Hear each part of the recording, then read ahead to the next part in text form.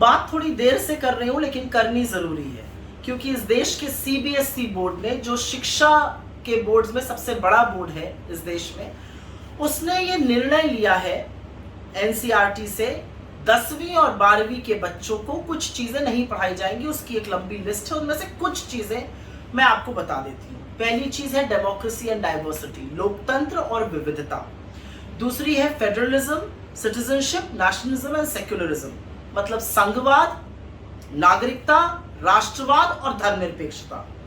तीसरी है cold war और non aligned movement. Cold war क्या थी? जब यूएसए और यूएसएसआर में बड़े कटु संबंध थे और दुनिया दो गुटों में बट गई थी, और नेहरू जी ने नॉन अलाइंड मूवमेंट की प्रखर और प्रमुख तरह से लीडरशिप निभाई थी, गुट निरपेक्ष रहकर। चौथी चीज जो बताई गई वो फूड सिक्योरिटी है, खाद्य सुरक्षा। यूपीए के बड़े निर्णयों में से एक, जिससे आज भी इस देश के गरीबों का, इस देश के वंचितों का, शोषितों का पेट पल रहा है।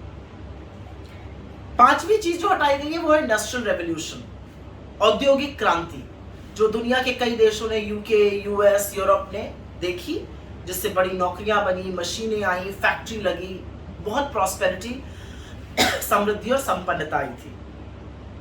मुगल कोर्ट्स के बारे में नहीं पढ़ाया जाएगा।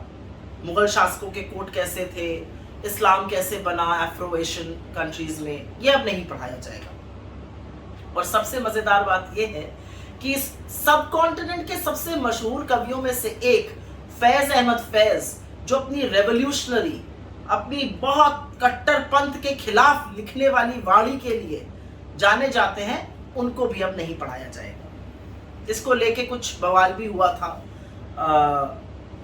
बीजेपी की तरफ से, पहले भी, उसके बारे में जिक्र करती हूं अभी। तो नंबर 1 से शुरू करते हैं, लोकतंत्र और विविधता।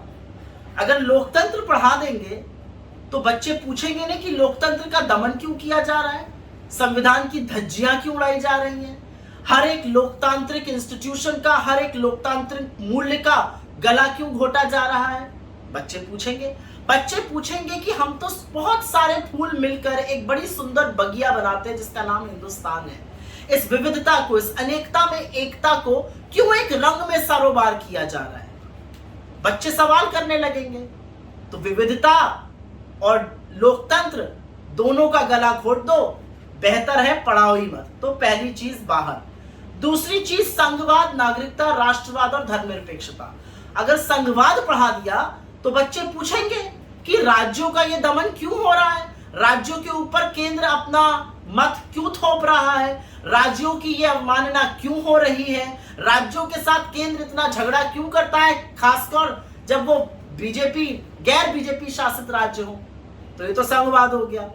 अब बात कर लेते हैं सिटीजनशिप की। नागरिकता अगर बच्चों को पढ़ा दी तो बच्चे अपना हक समझ जाएंगे।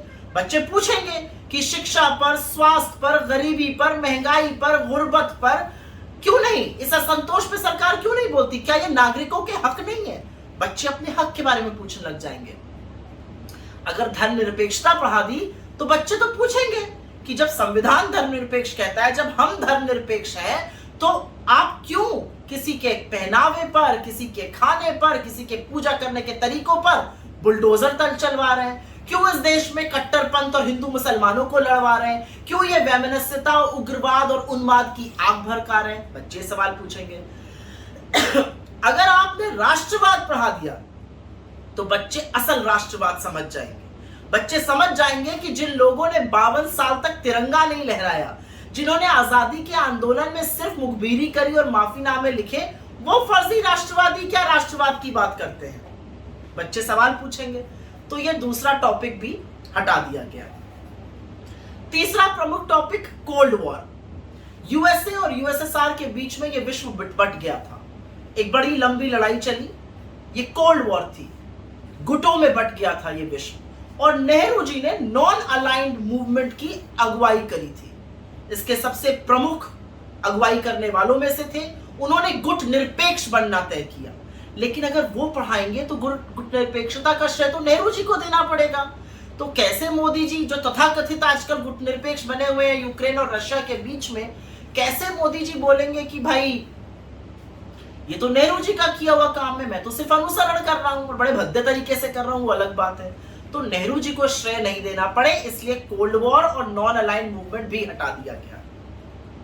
अब आते हैं खाद्य सुरक्षा पर, फूड सिक्योरिटी पर। मेरा अपना मानना है कि यूपीए के शासनकाल में 2004 से 14 के बीच में अगर बड़े निर्णयों की बात करी जाए तो फूड सिक्योरिटी एक्ट, मनरेगा, right to information, right to education, ये बड़े निर्णय लिए गए थे। और उसी खाद्य सुरक्षा की बदौलत आज हम देश के गरीबों का भरण पोषण कर पा रहे हैं।